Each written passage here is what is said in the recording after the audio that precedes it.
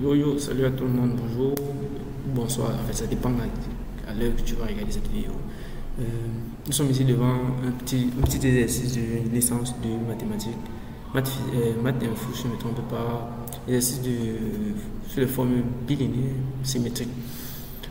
On suppose E est des dimensions infinies n supérieure à 2, soit F est une formule bilinéaire symétrique sur E. La première question demande, on suppose que F est identiquement nul, on devrait justifier que toute base de E est orthogonale. Bon, ça encore, ça passe. 2. On suppose que f n'est pas identiquement nul. On donne trois petites questions. A. Justifier qu'il existe au moins x0 tel que f de x est 0, x0 est différent de 0. B. On pose f, le dot vectoriel engendré par x0, montrer que e est en somme directe avec f et son orthogonal. Et C. On demande de démontrer par récurrence que E possède au moins une base orthogonale et on demande de conclure. Ok. Bon, mettez d'abord, en fait, pour vous aider, il faut mettre d'abord la vidéo supposée, essayer de faire. Vous voyez, vous essayez de faire ça par vous-même. Bon, en gros, cet exercice a été fait par un étudiant de l'université Houphouët-Boigny à Côte d'Ivoire. Il nous a proposé une solution et on a juste essayé d'arranger et on a fait un petit truc.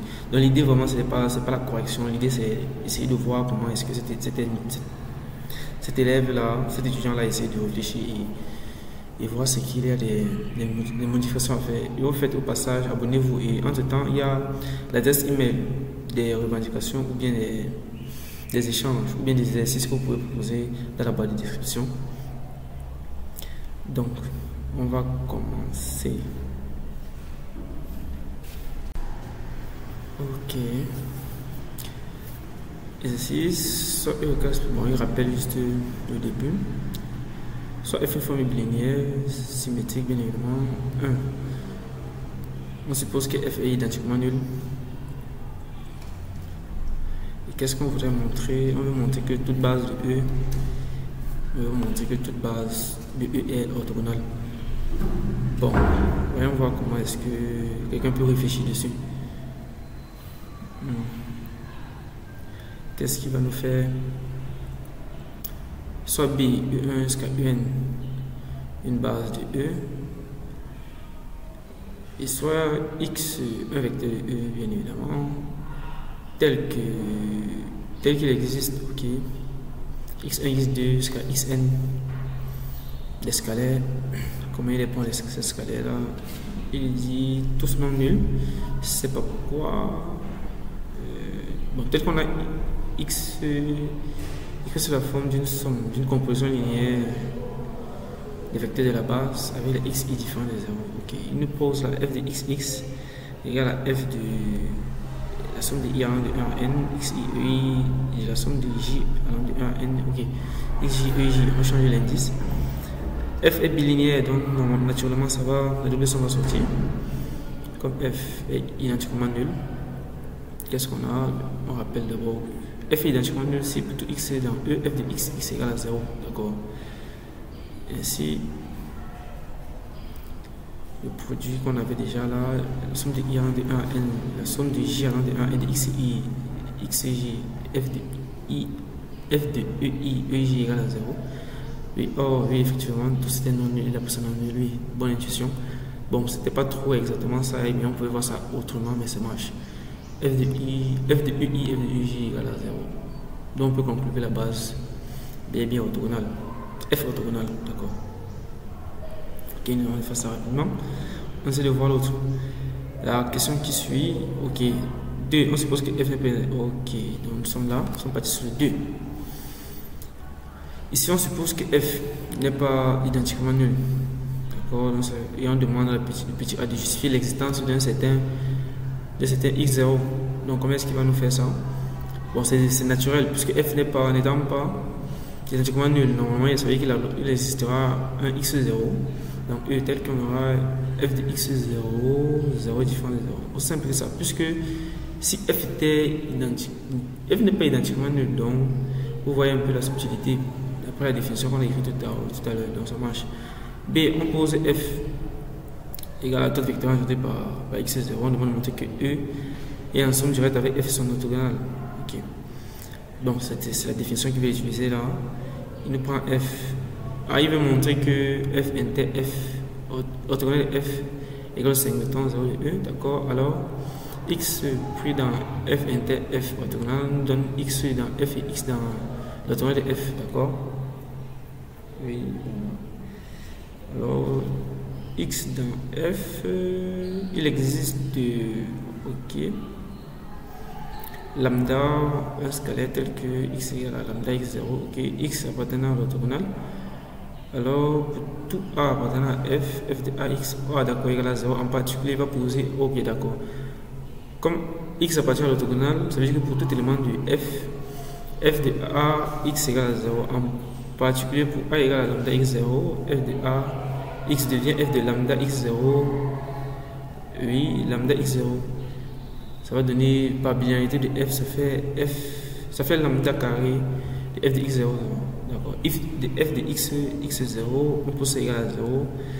Puisque f de x0 est différent de 0, oui, d'après la question qui précède, on aura donc lambda égal à 0. Donc quand tu viens remettre là-bas, ça fait que x égale à 0 de E. Ok. Yo. Mais mon cher ami, il y a un truc là. Ça dit, ok.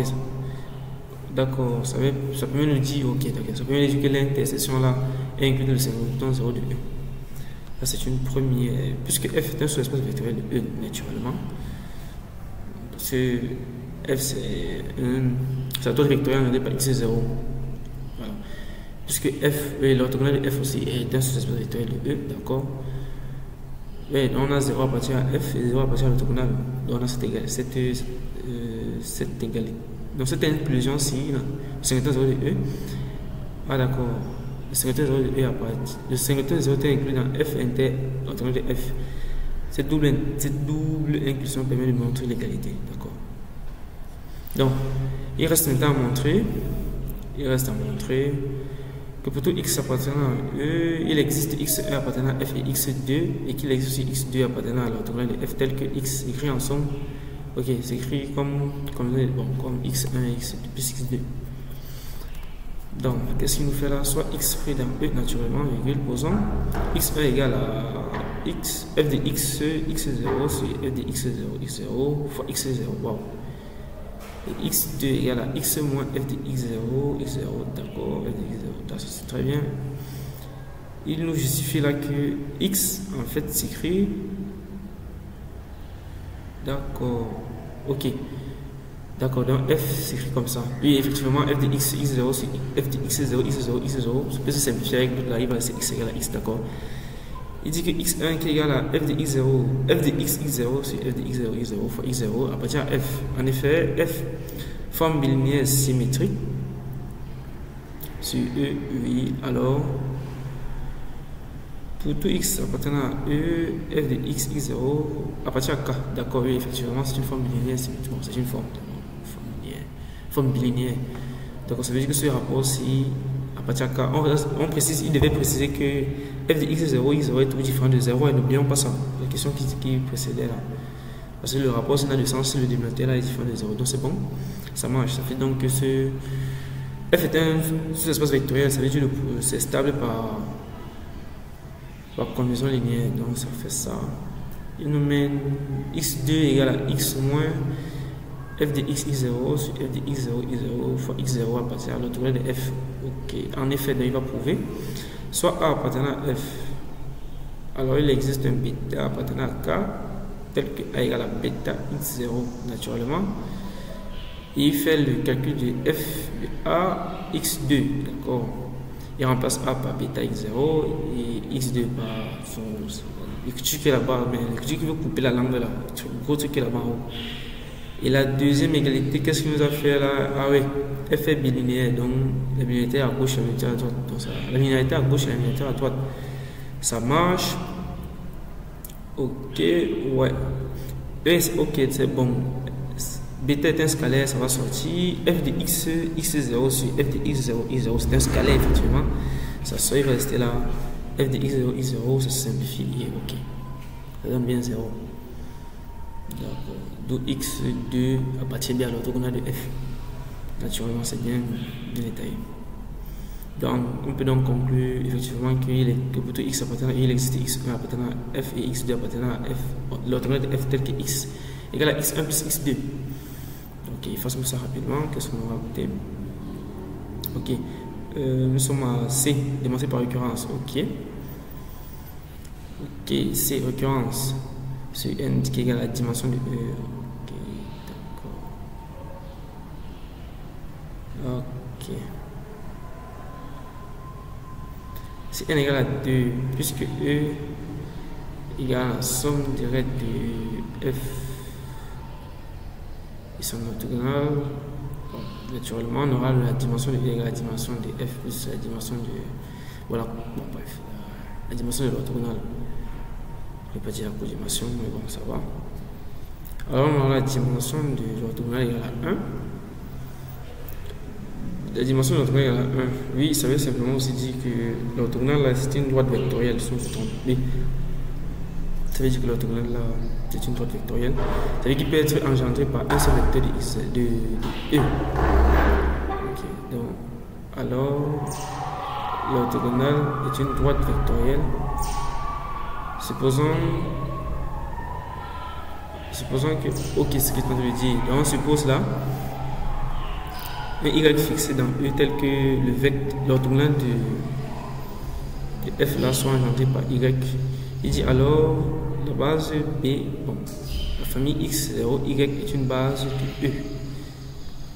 Ok, il a oublié les x0, d'accord. Donc B, x0, y est une base de E. Et f de x0, y égale à 0, ok, car x0 appartient au d'accord, ça c'est oui, puisque y c'est ce qui engendre l'orthogonal, alors pour tout élément de f de y, cet élément nous donne 0, x0 appartient bien évidemment à f, alors tu vois, on a l'égalité f de x0, y égale à 0, d'accord.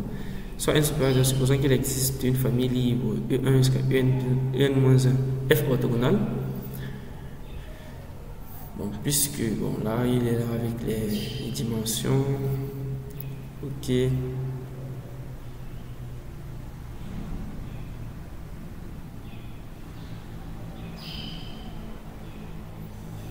Ok, alors la famille E1 jusqu'à E.